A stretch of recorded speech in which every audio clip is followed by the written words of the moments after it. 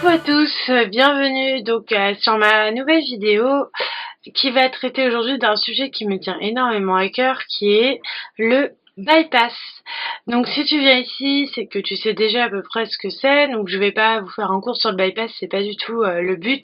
Mon but dans cette vidéo, ça va être de vous parler de l'avant-opération, le choix, pourquoi, ce qu'on peut ressentir jusqu'au jour de l'opération, et ensuite je ferai d'autres vidéos pour vous parler de l'opération en elle-même, l'après et des 5 mois qui viennent de s'écouler.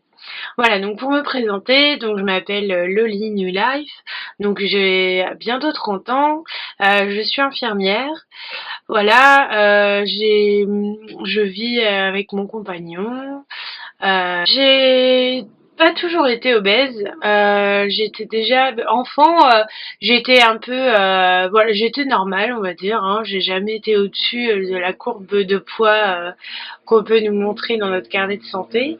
Voilà, j'ai grandi jusqu'à mes 8 ans avec mes deux parents dans un environnement tout à fait, tout ce qu'il y a de plus basique et de plus sain. Voilà, jusqu'au jour où ils ont décidé de divorcer, et c'est à peu près à l'adolescence que là j'ai commencé à vraiment prendre du poids et à passer en surpoids. Voilà, donc oui, ça a été difficile pour moi, arrivé au collège, d'être en surpoids, de devoir m'habiller déjà dans les rayons pour femmes alors que j'avais que 13 ans. À partir de l'âge de à peu près 12-13 ans, ma mère m'a emmenée faire un nombre incalculable de diététiciens, nutritionnistes, médecins de tout genre. Voilà, je suis passée par à peu près tout pour essayer de perdre du poids. Au final, j'en perdais. Bien sûr, hein, quand on fait un régime, oui, on perd du poids. Pour ensuite en reprendre le double de ce que j'avais perdu. C'était magnifique. Voilà, donc ça a été difficile. Bon, j'ai pas non plus eu beaucoup de moqueries ou de harcèlement ou choses de ce genre-là au collège ni au lycée d'ailleurs. Voilà, parce que bon, j'ai eu une période vers mes, on va dire entre mes 17 et mes 20 ans où je m'étais stabilisée à peu près à 80 kilos. Ça passait bien. Euh, voilà, donc j'avais pas, enfin personne, en tout cas ouvertement, s'est moqué de moi. Voilà, c'est surtout par contre dans la rue où là, oui, parfois j'avais des grosses vaches ou des choses comme ça, ou quand j'essayais de rencontrer des garçons qui disaient mais de toute façon, euh, enfin, si t'étais moins grosse, oui, on aurait pu sortir ensemble ou des petites choses comme ça. Mais voilà, j'ai pas été non plus, enfin, ça a pas été non plus pour moi un calvaire jusqu'on va dire jusqu'à mes 25 ans. Voilà, donc ensuite, bah, la prise de poids, elle a été crescendo pour diverses raisons qui me sont propres. Voilà, beaucoup de raisons personnelles qui font qu'on prend du poids. J'ai fait aussi une sorte de boulimie pendant assez longtemps, voilà, qui m'a fait aussi prendre beaucoup de poids. Voilà, j'ai tout essayé jusqu'au régime du camp, qui m'a fait perdre à peu près 25 kilos en 3 mois. Donc là, j'étais super contente jusqu'au jour où j'ai fini aux urgences parce que j'ai fait un malaise dans la rue à cause d'insuffisance rénale aiguë. Parce que c'est un régime qui peut donner ça comme effet secondaire. Donc, comme moi, je l'ai suivi à la lettre et je ne me suis pas fait suivre à côté, forcément, ça s'est mal passé. Voilà. Ensuite, après, j'ai tout essayé aussi. J'ai fait du sport, mais bon, clairement, plus on prend de poids et moins on en fait parce que c'est pas facile d'aller courir avec plus de 100 kilos sur le dos. Je défie n'importe quelle personne d'un IMC normal de se mettre en tout pour peser 100 kilos sur le dos et d'aller faire un jogging d'une heure. Et puis voilà, et j'ai aussi essayé l'hypnose qui n'a rien donné non plus. Donc arrivé un moment, j'ai dit stop. Je me suis dit bah écoute c'est comme ça ma cocotte, t'es obèse, c'est comme ça, arrête et puis on verra bien comment ça va se passer. J'ai stagné pendant des années, mais j'étais à plus de 100 kilos, j'étais presque à 120 kilos. Mais ça m'allait, voilà, je vivais bien. Bon bah pour m'habiller, je galérais tout ça, mais j'arrivais toujours à dénicher deux trois petites choses sympas. Voilà, j'avais à l'époque un compagnon qui m'appréciait telle que j'étais, qui m'a jamais fait de remarques désobligeantes ou demandé de perdre du poids ou quoi que ce soit. Et ça faisait enfin je suis restée un moment avec cette personne, est venu le temps de où on a pensé à faire un enfant. Et là par contre bah au niveau médical ça s'est pas très bien passé. J'ai entendu beaucoup de oui, enfin j'ai été voir en tout 3 gynécos, plus j'ai été aussi une fois aux urgences, enfin voilà, pour un souci gynéco, mais qui avait rien à voir avec une grossesse. Et c'était à chaque fois, vous êtes obèse, vous pouvez pas faire d'enfant. Il va falloir perdre du poids, mademoiselle. Ah bah, de toute façon, moi, tant que vous faites ce poids-là, je vous suis pas. Si vous perdez pas de poids, je refuse de suivre votre grossesse. C'est une grossesse à risque. Oui, ok. Effectivement, quand on est obèse, on a des facteurs de risque qui sont plus élevés que la moyenne. Mais quand on regarde sur Internet, et ou même enfin voilà des reportages ou quoi qu'est-ce, il y a beaucoup de femmes obèses qui ont des enfants, qui s'en portent très bien, qui vivent des bonnes enfin des grossesses normales. Donc bon, j'ai pas voilà, sur le coup, j'ai pas trop compris, mais je me suis dit bah remets-toi en question et vas-y, on va essayer quand même de perdre du poids parce que c'était quelque chose qui me tenait vraiment à cœur. Ensuite, on s'est séparés, donc bah, au final pas de bébé. Et là, ça a été grosse dégringolade. Enfin voilà, j'ai pas été bien du tout pendant plusieurs mois, jusqu'à rencontrer mon compagnon d'aujourd'hui, euh, qui m'a fait sortir de cette spirale où ça allait pas et qui a réussi à me faire grandir et monter encore d'une marche. La prise de conscience, parce qu'il faut savoir que l'opération, la chirurgie bariatrique, c'est pas du tout quelque chose de miraculeux. C'est pas une décision qui se prend à la légère. Faut savoir que c'est quelque chose que vous aurez à vie. C'est pas bon à part il y a certaines chirurgies comme l'anneau par exemple où on peut l'enlever etc. Moi je vous parle du bypass. Hein. Donc c'est vraiment quelque chose que vous aurez à vie. Donc il faut y réfléchir, il faut prendre le temps d'y réfléchir. Je suis inscrite sur beaucoup de groupes. Sur Facebook, j'ai un compte Instagram aussi où je suis beaucoup de personnes qui sont fait opérer d'une sleeve ou d'un bypass. Il y en a avec qui je discute et je vois beaucoup de personnes qui disent que les parcours sont trop longs dans le public. Donc ils vont dans le privé où ça dure des fois un mois et en un mois vous êtes opéré. Moi qui fais partie du monde médical, je peux vous en parler, tout ça je connais. Si il y a le fait que ça prenne autant de temps, c'est qu'il y a une bonne raison en fait. C'est que tout ce temps-là, bah, ça vous permet aussi de réfléchir et d'être sûr de vous dans la démarche que vous voulez entreprendre. Voilà, donc c'est très très important. Il faut vraiment réfléchir et être sûr. Parce que il y a des contraintes. Bien sûr, il y a beaucoup de positifs, mais il y a aussi beaucoup de contraintes, c'est à vie. Donc les contraintes à vie, il faut y penser. Il faut en avoir conscience. Voilà. Donc moi, ma prise de conscience, donc bah, j'ai pris énormément de poids donc l'été qui a suivi ma rupture. Donc le regard des autres est vraiment pas facile.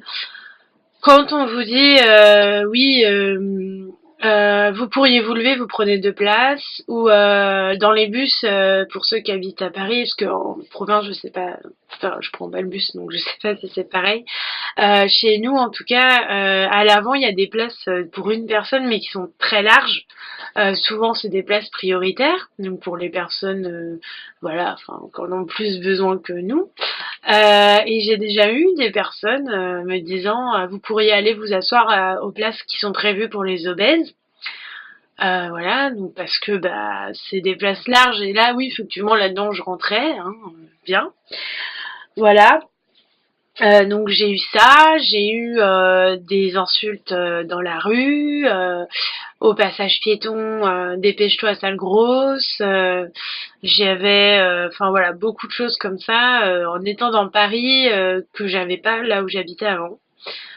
J'ai aussi eu des discussions avec mes proches et surtout une avec mon papa qui là m'a fait prendre conscience parce qu'avant pour moi une opération, une chirurgie bariatrique c'était hors de question. Je voulais pas en entendre parler parce que pour moi c'était un échec. C'était se rendre à l'évidence que voilà on pouvait plus perdre du poids toute seule, qu'il fallait forcément en venir à une opération qui est quand même pas quelque chose d'anodin. Je voulais pas. Donc à chaque fois qu'on m'en parlait avec ma famille, ça partait voilà, en live, non, je m'en fous, je veux pas en entendre parler, c'est pas mon problème, et enfin voilà, des choses comme ça, je vis très bien comme ça, laissez-moi tranquille.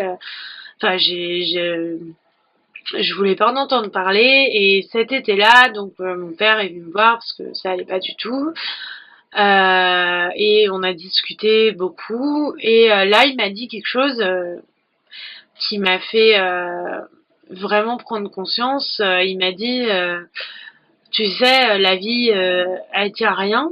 Bon, ça, je le savais déjà, mais j'ai pas envie, à mon âge, qu'un jour on m'appelle et qu'on me dise que ma fille, elle a fait un AVC ou qu'elle est morte d'une crise cardiaque parce qu'elle était obèse. Et sur le coup, enfin, il était très ému en me disant ça, donc vraiment sincère. Et là, je me suis dit, ouais, ouais, bah il a pas tort. Réveille-toi. Donc j'avais deux solutions. Je devais peser à peu près 130 kilos déjà à ce moment-là.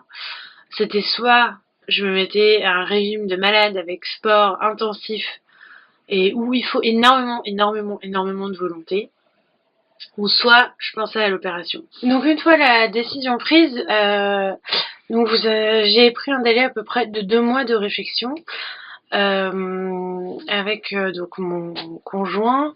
Voilà, parce qu'une chose est sûre, si vous prenez cette décision-là, il faut vraiment être super bien entouré, autant au niveau familial, amical et au niveau médical aussi. Voilà, donc moi, j'en ai beaucoup parlé avec lui. Moi, il m'accepte comme je suis, il n'y a pas de souci là-dessus. Il m'a toujours accepté comme j'étais. Mais voilà, il fallait que j'en parle avec lui et que les choses soient claires. Pour ce qui en est de ma famille, j'ai attendu d'avoir le premier rendez-vous et que la machine soit lancée pour voilà, leur faire part de ma décision. Et au final, j'ai eu un soutien sans faille de la part de tout le monde. Donc nous voilà au mois de septembre où j'ai eu mon premier rendez-vous avec un chirurgien qui s'est avéré pas être le mien par la suite parce qu'il partait. Mais moi j'étais partie dans l'optique donc d'une sleeve. Et quand il m'a vu avec tout ce que j'avais comme ce qu'ils appellent la comorbidité liée à l'obésité, donc c'est les problèmes qui sont liés à l'obésité, des choses dont j'avais pas parlé à ma famille, qui étaient reflux gastrique, douleur à la poitrine, essoufflement terrible à l'effort. Euh, et puis donc je fais aussi de l'apnée du sommeil, bon ça ils étaient au courant. J'avais des malaises, je faisais de l'hypertension, des douleurs articulaires à n'en plus finir, etc., etc. Finalement, une fois pesé, IMC calculé, le chirurgien me dit non, moi je vous préconise le bypass. Bon, vous avez toujours le choix. Faut pas dire, enfin voilà, il vous force à rien, hein, mais il vous conseille plutôt une opération plutôt qu'une autre. Et les tests qui suivent ensuite sont bien sûr vous appuient sur votre choix ou sur le choix du chirurgien. Donc moi, bon, même s'il partait de l'hôpital, il a quand même lancé les démarches. Donc ça a été super vite. J'ai eu un appel pour un rendez-vous avec une nutritionniste et un rendez-vous en hôpital de jour pour une journée d'hospitalisation dans les 2 semaines qu'on suivi ce rendez-vous-là.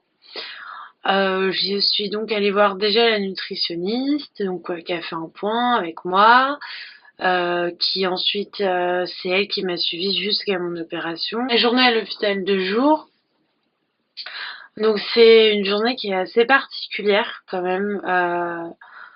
Pour moi, c'est là que vraiment tout a commencé. En fait, donc vous arrivez le matin très tôt, ils vous font tout un bilan complet avec une équipe pluridisciplinaire vraiment. Donc j'ai vu un médecin, donc un nutritionniste, un médecin digestif. Euh, j'ai vu la diététicienne, une coach sportif, une psychologue.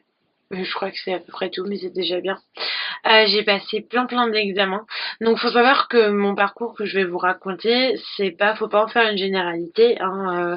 C'est pas un super parcours ou un parcours pourri. Selon où vous allez vous faire opérer, le parcours va être différent. Voilà. Donc il faut savoir tout ça, c'est important. Je suis pas en train de vous dire qu'il faut faire exactement ce que j'ai fait et que si on vous propose autre chose, il faut changer. Non. Voilà, il y en a qui ont fait des parcours complètement différents du mien et qui aujourd'hui en sont au même stade que moi, pour qui ça s'est super bien passé. Donc ne pas hésiter, voilà, vraiment. Faut juste que vous soyez vraiment suivis. Ça, c'est hyper important avant, pendant et surtout après. Vraiment après, hein. Ça, assurez-vous avant l'opération que le suivi post-opératoire est nickel parce que je connais des personnes qui se sont fait opérer, qui n'ont pas de suivi après l'opération et aujourd'hui sont dans un état euh, de carence extrême, sont sortis de l'hôpital, n'avaient même pas de vitamines, enfin c'est n'importe quoi et il faut pas vraiment pas que ça arrive à personne. Voilà. Euh, N'essayez pas que ça aille au plus vite. Je sais que le jour où on prend cette décision, on a envie que ça aille très vite. Il y en a qui vont dans le privé pour ça, parce que dans le privé, ça peut arriver en 1 mois, 2 mois, on se fait opérer. Oui, c'est vrai, donc c'est cool. Mais après, derrière, il n'y a pas forcément le suivi. Et voilà, pensez à ça. Vraiment, c'est vraiment important. Moi, je le vois aujourd'hui, j'en suis à un peu plus de 5 mois, presque bientôt 6. Et le suivi est hyper important. Voilà. Voyez aussi avec votre médecin traitant qui vous fasse un suivi parallèle à l'équipe que vous aurez dans l'hôpital ou la clinique où vous irez. Ça peut aussi être un atout. Moi, c'est ce que j'ai et du coup, c'est plutôt bien. Bref, donc voilà, donc cette journée m'a permis de rencontrer des gens qui commençaient le parcours comme moi, de rencontrer une équipe super, vraiment voilà, tous les professionnels là-bas, ça m'ont plu, sont hyper à l'écoute, hyper attentifs, enfin, génial. Voilà, une batterie d'examen à non plus finir. Ensuite, vous rentrez chez vous. Là, vous ressortez déjà de cette journée avec une liste d'examens à passer qui est juste phénoménale. Donc j'ai tout fait à l'extérieur pour ma part, parce que pour aller plus vite, parce que je voulais aller vite. Ensuite, j'ai revu la nutritionniste plusieurs fois. Donc à chaque fois, je lui ramenais ce que j'avais fait comme examen, qui m'avait été demandé. Comme je suis partie finalement sur le bypass plutôt que la sleeve, parce qu'il faut savoir que la sleeve, en effet secondaire, ils se sont rendus compte que euh, en plusieurs années post-op, ça donnait beaucoup de reflux. Et que moi j'en avais déjà beaucoup, des reflux gastriques. Donc j'ai dit bon bah on va faire le bypass. Et en plus j'avais beaucoup de poids à perdre, donc c'est parti. Donc la nutritionniste j'ai vu plusieurs fois, donc elle me pèse à chaque fois. Et puis entre deux rendez-vous, j'ai pris à peu près 6 kilos. Donc je suis passée en réunion pluridisciplinaire, donc c'est là qu'ils prennent la décision de vous opérer ou pas. Et moi, ça a été refusé à cause de cette prise de poids. Et on m'a dit, vous avez un mois, enfin plus de quelques mois pour perdre du poids. Et on se revoit dans un mois. Et là, si vous avez réussi à perdre du poids avec un rééquilibrage alimentaire suivi, bien évidemment, bah c'est parti mon kiki, on y va. Et on vous opère. Donc c'est ce que j'ai fait. J'ai réussi à perdre 6 kilos avec un rééquilibrage. Euh, Là, donc c'était feu vert, je suis repassée en commission et là, chirurgien attribué, feu vert pour l'opération, donc rendez-vous avec ce chirurgien qui s'est super bien passé au mois d'avril, sachant que je suis passée donc en commission, la première c'était en décembre et après ça a repoussé à février, voilà c'est ça, à février où là donc j'ai eu l'accord. Voilà, mois de mars, j'ai fait 3 jours en hospitalisation, donc en nutrition pour faire d'autres bilans et dont la fibroscopie avec biopsie qui ça est obligatoire dans tous les bilans, vous devez l'avoir pour savoir si dans votre estomac et dans votre œsophage, pardon, vous avez une certaine bactérie. Alors j'ai plus le nom en tête. Voilà, donc les résultats sont tombés. Je ne l'avais pas, sinon pas d'inquiétude. Vous avez un traitement dont je crois que c'est des antibiotiques, si je dis pas de bêtises, sur quelques semaines et ensuite, voilà, normalement il n'y a pas de souci. C'est pas parce que vous l'avez qu'on va pas vous opérer. Mais moi j'avais pas. Voilà. Ensuite. Donc j'ai fait ces 3 jours qui se sont super bien passés. J'avais des ateliers, j'ai eu des réunions. J'ai eu une réunion de patients opérés. Donc là, bon, bah c'est vous êtes des futurs opérés qui rencontraient quelques patients qui se sont fait opérer. Donc bon, moi c'était 2 personnes qui faisaient partie d'une association. C'était très intéressant. La seule chose bon, qui était dommage, c'est que c'était des personnes qui s'étaient fait opérer à 50 ans passés. Donc forcément, quand vous avez à peine 30, enfin bientôt 30 ans, vous n'avez pas les mêmes questions qu'à 50 ans. Donc bah voilà, il y a des choses que j'ai pas osé demander, mais bon c'est pas grave, j'ai eu les réponses sur d'autres endroits, sur des groupes, tout ça notamment. Voilà, et puis après, donc bah, rendez-vous chirurgien pris en avril. Et là, j'ai eu ma date, donc qui sera le 11 juin.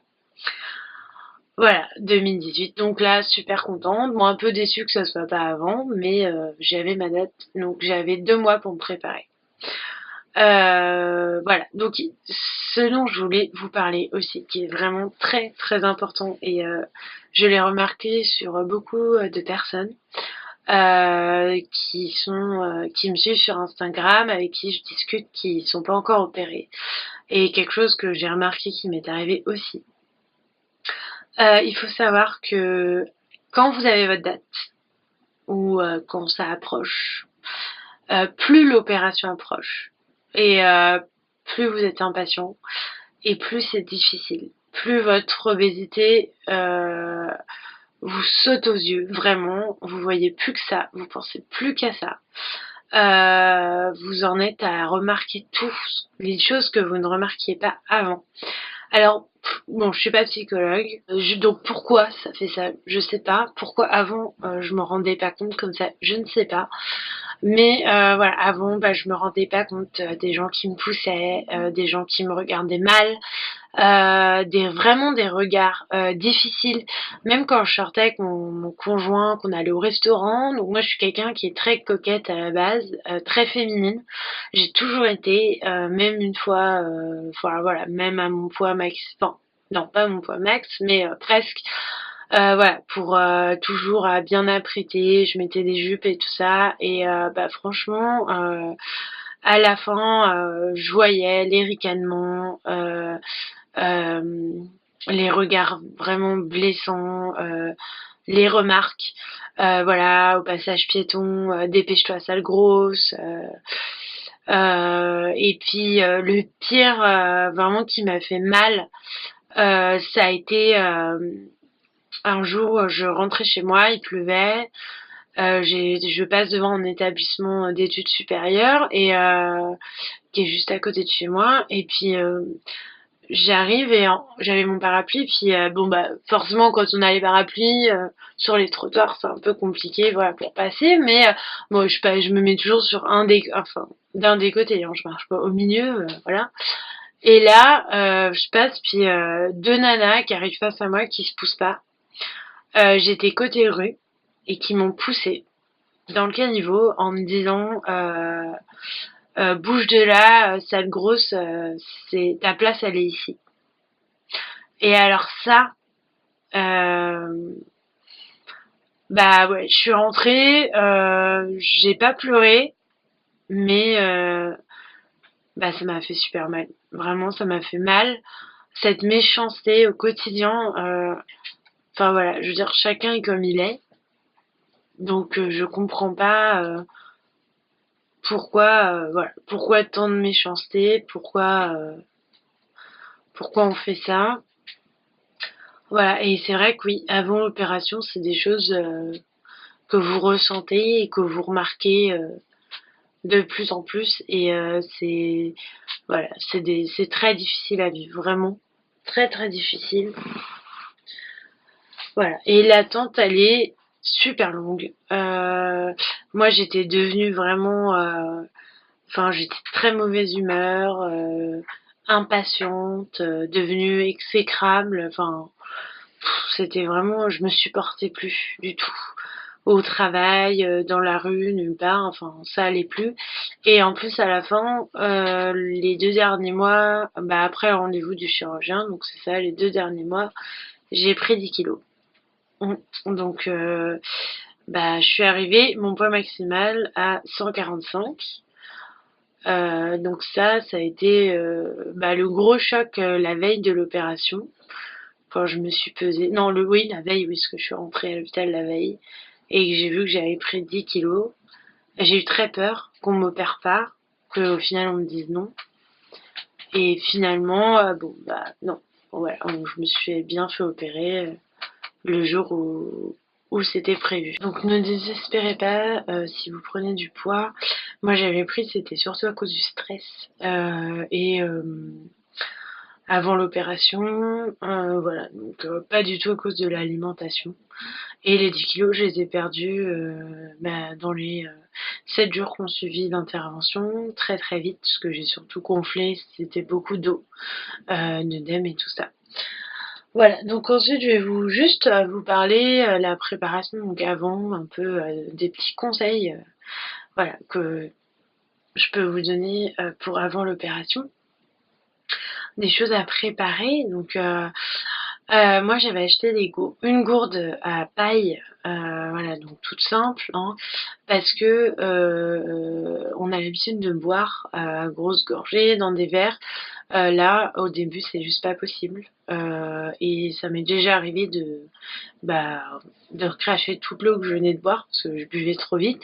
Au moins, la paille, ça vous permet de boire doucement. Et en plus, la gourde, ça vous permet de quantifier ce que vous voulez boire, ce que vous avez bu pardon, pendant la journée. Ensuite, puis vous pouvez l'emmener partout. Enfin, voilà, moi vraiment, c'est un conseil. Après, vous faites ce que vous voulez. J'ai aussi acheté beaucoup de compotes et de yaourts parce qu'au début, bah, vous mangez que ça avec de la purée. Mais bon, voilà, la purée, vous prenez des trucs déjà faits, vous la faites vous-même, enfin peu importe. Mais ne vous lancez pas dans des gros trucs, surtout des grosses quantités, parce qu'au début, mais vous ne mangez quasiment rien du tout. Ce qu'il faut le temps que tout se réhabitue, votre organisme, c'est vraiment long, mais bon, tout ça, je vous en parlerai dans une prochaine vidéo.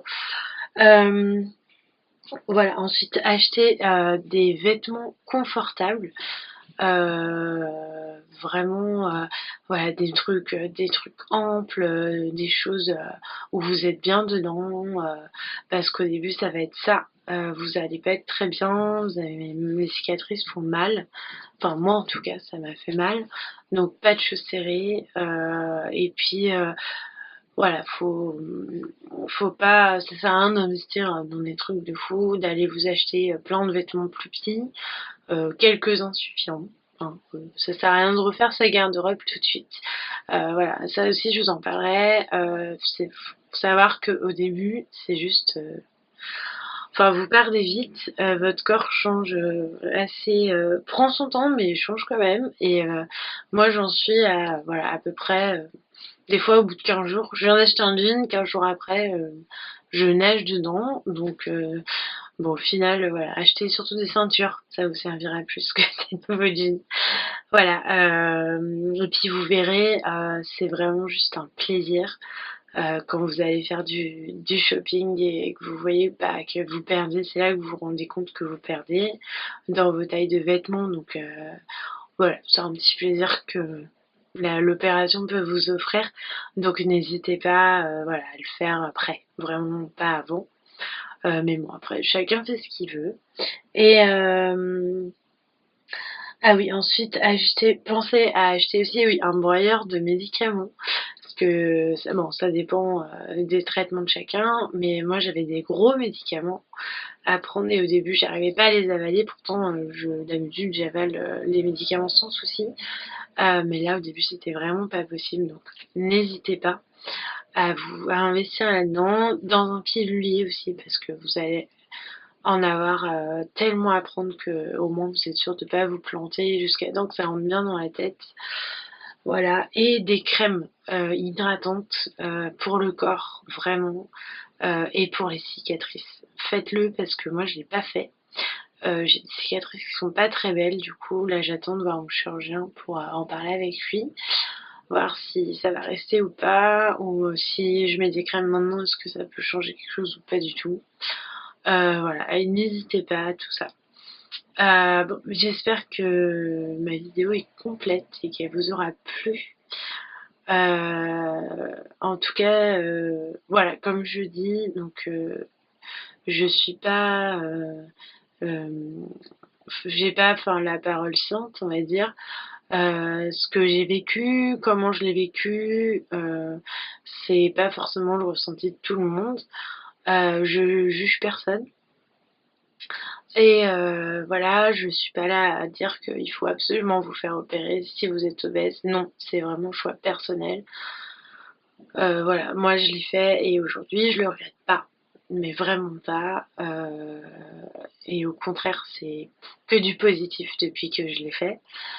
Voilà, donc ceux qui hésitent, n'hésitez plus, vraiment. Si vous avez toutes les conditions réunies, faites-le parce que c'est juste une nouvelle vie, une renaissance. Et ça, on l'entend beaucoup et c'est vrai. Voilà, c'est une renaissance. Moi, je revis, je me dis ça y est, tout ça c'est derrière moi.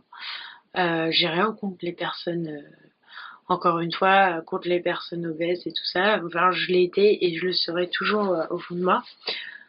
Voilà, donc je vous dis à bientôt pour une prochaine vidéo. N'hésitez pas à vous abonner et à venir sur mon compte Instagram qui porte le même nom que ma chaîne YouTube, Loli New Life, où je vous attends, il y a pas de... pour discuter, il n'y aura aucun souci, et où voilà, je parle tous les jours un peu plus de ce que je vis, avec des avant-après, et mon expérience.